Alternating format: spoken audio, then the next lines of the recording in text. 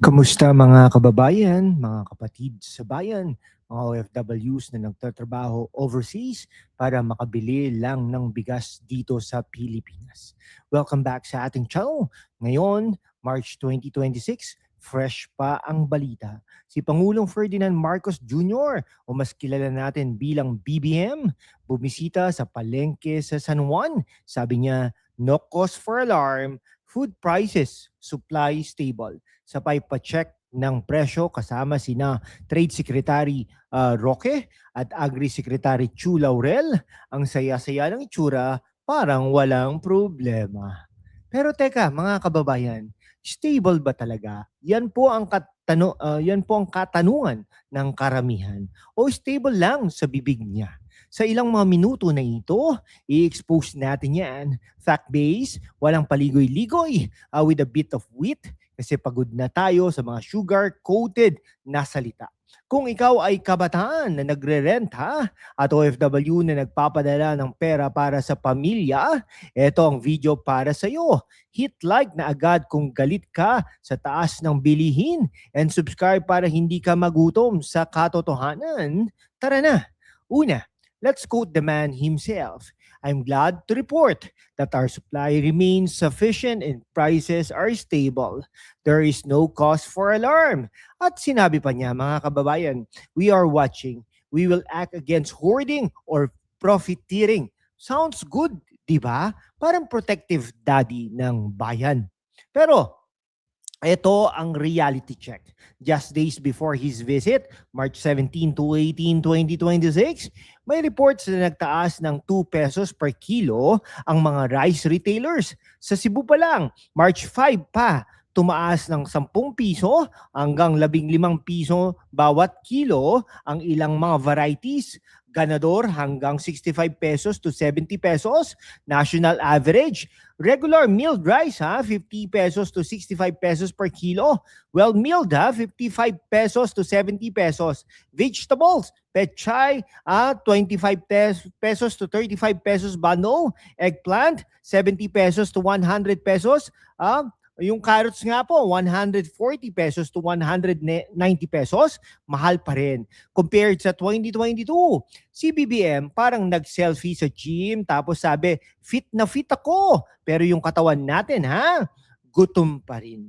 Photo op sa Agora Market sa San Juan, pero sa totoong buhay ng Pinoy, yung budget lugi pa rin. Ngayon, let's go intellectual. Noong 2022 campaign, pangako ni Marcos, 20 pesos per kilo rice. I'll bring it down. Sabi niya, fast forward 2026, 4 years later, nasaan?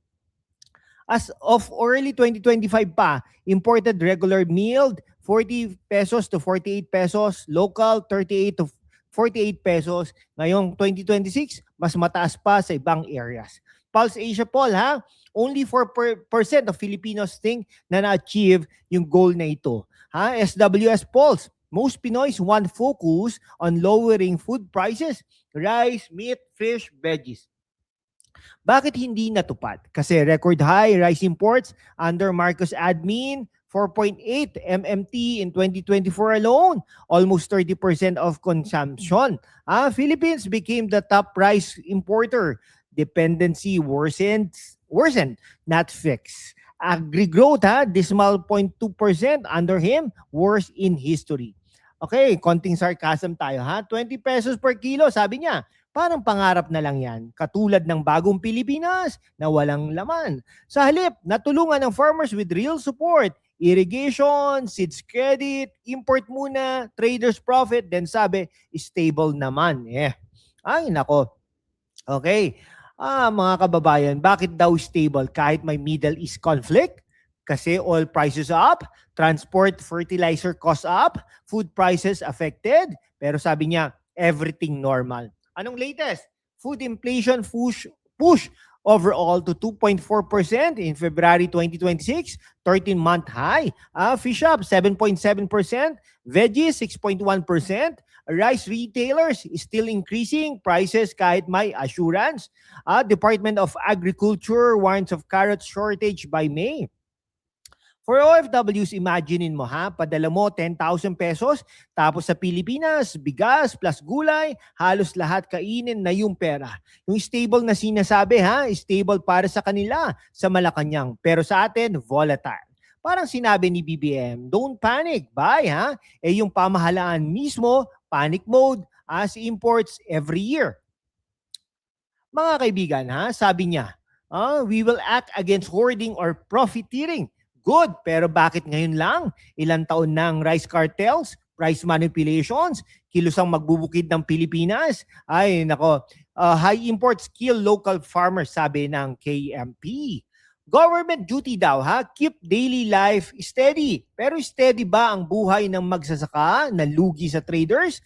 Steady ba ang presyo ng gulay na imported garlic? 156 pesos per kilo. Intellectual point ha, this is a classic deflection. Blame vendors, not systemic failure in agri-policy. Marcos as concurrent agri-secretary before, di ba? Resigned amid criticisms. Now, stable assurance feels like gaslighting. Okay, mga kababayan, sa mundo kung saan ang kasinungalingan ay nangingibabaw, ang katotohanan ng unang sinisikil. Pero kasama kayo ha, magpapatuloy tayo sa laban, walang takot, walang kinikilingan at laging handa para sa bayan. Sumali na sa aking YouTube channel membership sa #WalkWithLan at tulungan natin ang channel na maabot ang 100,000 subscribers. Ang inyong suporta ang susi sa kalayaan natin para ipagpatuloy ang pagbabalita ng katotohanan. Salamat at kita-kits sa laban. Okay, mga kaibigan, no? Ay, nako, to help you cope, check my affiliate offers sa description at itatag rin po natin yan dito sa YouTube, Shopee at Lazada links para sa mga rice cooker para magluto ng marami ng mura. Vegetable storage, milk prep tools, halimbawa budget rice variety sa bulk o electric pressure cooker para mas matipid sa gas. Ano po ang praktikal? Bumili ng local produce, support palengke vendors na hindi nagtataas ng kanilang mga bilihin. Siyempre, mga batch cooking po tayo at meal planning with affordable alternatives like munggo instead of meat. Okay, mga kaibigan. Ito po ha. Sa huli mga kapatid, mga kababayan, hindi ito, no cause for alarm. May cause for alarm na sa patuloy na pagkakamali sa agricultural. No? Hindi stable ang buhay natin kung stable lang ang PR ng gobyerno. Mga kababayan, demand better, real farmer support, less import dependency, fulfill promises like yung 20 pesos per kilo. Share this video sa mga kaibigan natin, family members, OFW groups. Like, subscribe, comment your thoughts. Susunod na expose, ano pang stable na sinasabi nila.